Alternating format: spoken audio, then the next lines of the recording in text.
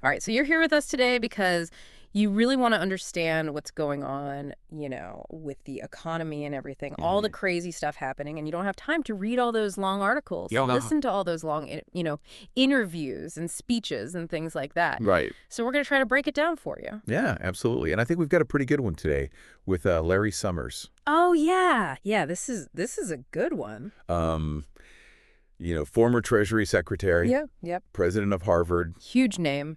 top economist, Yeah. and he was on Bloomberg TV. Yep. So really interesting interview, and he was talking about, a lot of different things. Yeah, it was all over the place, but connected. The connected, yeah. It was very interesting. So we're going to try to break it down for you today. Absolutely. So, tariffs, which are, a huge topic, the Doge, Right. which is just a crazy, side story almost. Yeah. But important, spending the US dollar, all this stuff. And how it's all connected. And how it's all connected. Yeah. So let's dive in. All right, let's do it.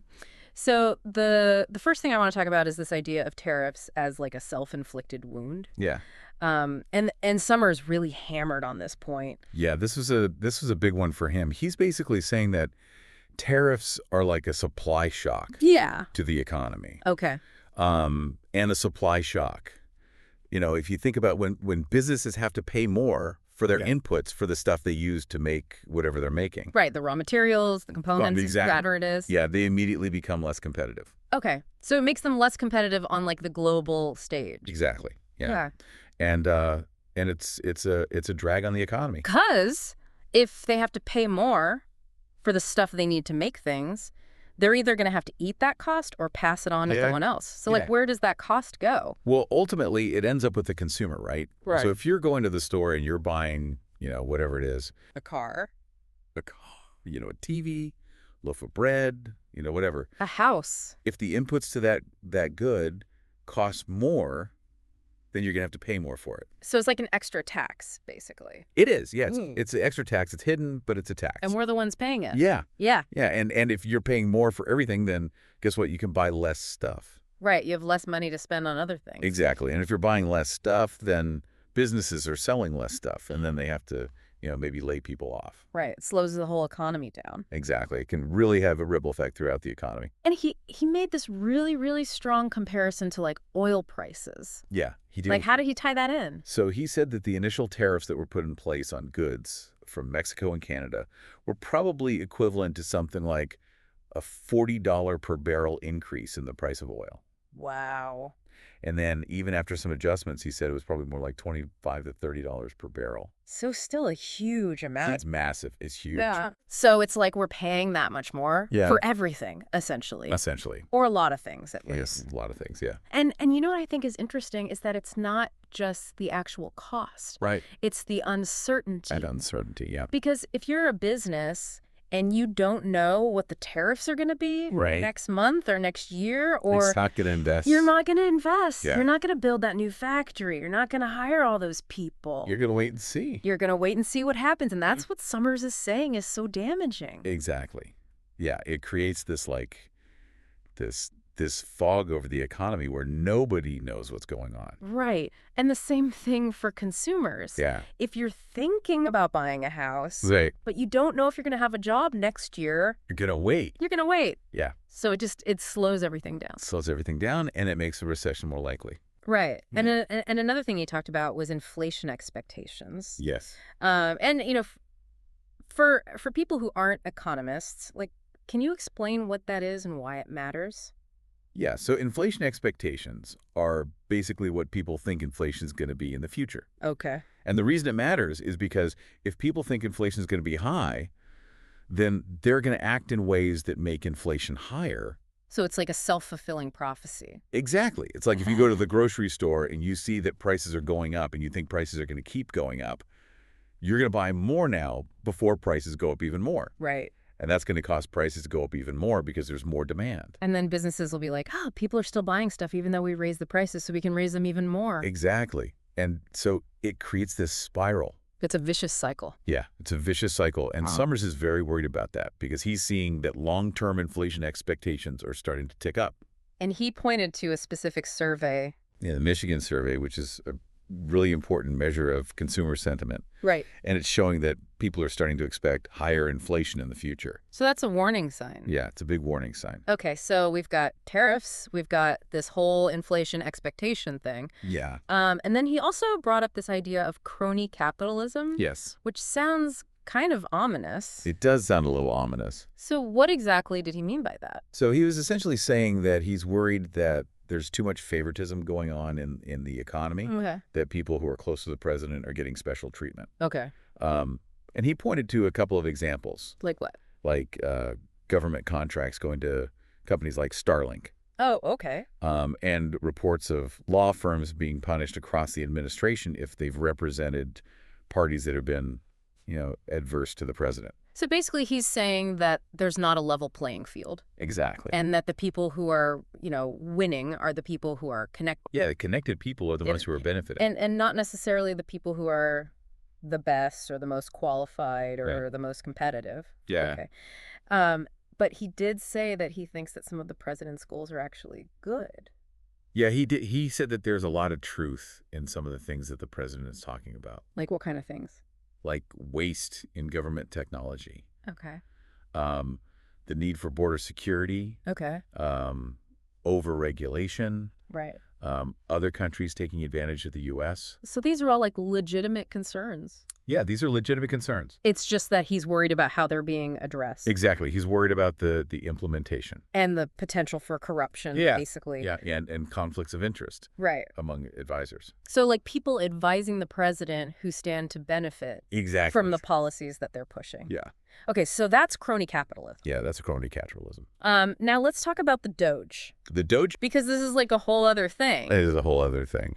And it sounds kind of funny, It does sound kind of funny. but it's actually pretty serious. It is, yeah. So, like, what is the Doge and why does Summers care about it? So the Doge, it seems to represent this atmosphere of confusion, Right. and lack of clarity around the administration's economic policies. Okay. And Summers specifically talked about how this is leading to a reluctance to hire. So businesses are like, I don't know what's going on. Yeah. I don't know what's going to happen, so I'm not going to hire anybody. Exactly. Okay. And he pointed to the ADP jobs report, which is a report that tracks private sector employment. Okay. And the headline of the report was that businesses are pulling back on hiring Because of the Doge. because of the Doge, because of this uncertainty. Okay. Yeah. So the Doge is basically just like a symbol of this, this lack of clarity. It's lack of clarity, this sense that nobody knows what's going on. And he also connected the Doge to the IRS. Yeah, he did. So he talked about the gutting of the IRS. right. And he predicted that that's going to lead to more chaos, higher prices, and probably no progress on the government deficit. So how does that all connect? So he's saying that the IRS needs more resources, not less, Oh, okay. to go after high-income earners who aren't filing tax returns, Right. and that if you cut the IRS's budget, then you're basically just letting these people get away with not paying taxes. It's like shooting yourself in the foot. It is. Yeah. It's counterproductive. And he gave this really stark example of another cut Yeah. that he found really troubling. Yeah, he talked about the U.S. program that provides medicine for AIDS and other diseases Yeah. around the world. Yeah. And he said that program was just cut off, Wow. like a business being restructured. And this was a program that was saving lives. Millions of lives. Wow. So he's basically saying that this is like a pattern of behavior Yeah. of just like making these impulsive decisions without thinking about the consequences. Yeah, impulsive and reckless. Right. And he's seeing that in the stock market too. Yeah, he is. So what did he say about the stock market? So he said that there's this interesting correlation between what the president does and how the stock market reacts. Okay. So when the president pushes forward with his policies, Yeah.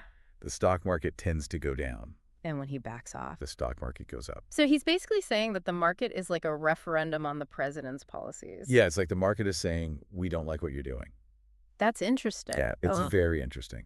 And then he also talked about the dollar, Yes, the dollar. the U.S. dollar. U.S. dollar, the world's reserve currency. Yeah, the big one. The big one. And he seems pretty worried about that. He is very worried. So what are his concerns? So he said that the way that the administration is treating the rest of the world is the biggest threat to the dollar's role as the central currency in the last 50 years. Wow, that's a big statement. It's a huge statement. Coming from a former Treasury Secretary? Yep. So, like, what specifically is he worried about? So he's worried about a couple of things. Okay. He's worried that the rhetoric coming from the administration is alienating traditional buyers of U.S. debt. Okay, so like China and Japan. Yeah, China, Japan, Europe. And they're like, we don't want to buy your debt anymore? Yeah, we don't like what you're doing. We don't trust you. We don't trust you. We're going to go invest somewhere else. Okay. He's also worried about the increasing alliance between China and Europe. Okay. They're starting to cooperate more and more. And they're both kind of like pushing back against the U.S. Yeah, they're both kind of like, we don't like the way you're doing things. Right. And then he's also worried about the increasing national debt. Okay. The president has proposed a lot of policies that are going to increase the debt. Like what kind of things? Like not taxing overtime or tips. Yeah. Okay. Extending tax cuts. And all of that is going to require the government to borrow more money. And if no one wants to buy our debt, then the value of the dollar is going to go down. Right. And that's going to have all sorts of negative consequences for the U.S. economy. So it's a pretty dire picture. It is a pretty dire picture. And he also mentioned the VIX, which is the fear gauge. Yeah, the fear gauge. So, like, what does that tell us? So the VIX is a measure of expected volatility in the stock market. Okay. And it's been going up. Which means what? Which means that investors are getting more nervous. They're scared. They're scared. Yeah. They don't know what's going to happen. So that's not a good sign. No, it's not a good sign. So basically, Summers is painting this pretty concerning picture of the economy. Yeah. And, he's not the only one who's saying this. No, he's not. But he's a pretty credible voice. Very credible. So I think it's something that we should all be paying attention to. And, we've talked about tariffs. We've talked about government spending. We've talked about the dollar. All this stuff is connected. It's all connected. And I think that's what's so important to understand. Absolutely. Is that it's not just one thing. Yeah. It's like a whole system. Yeah, it's a whole web of interconnected things. And when one part of the system starts to break down, it can have ripple effects throughout the whole system. Exactly. Yeah. So I think that's something for you to think about as you go about your day-to-day. It's like, how are these things all connected? Yeah, how might they affect you? Yeah, how might they affect you? Yeah. Your family, your business, your investments, your future. Yeah, it's something we all need to be thinking about. So thanks for joining us for this deep dive. Yeah, thanks for listening. And we'll see you next time. See you next time. Bye.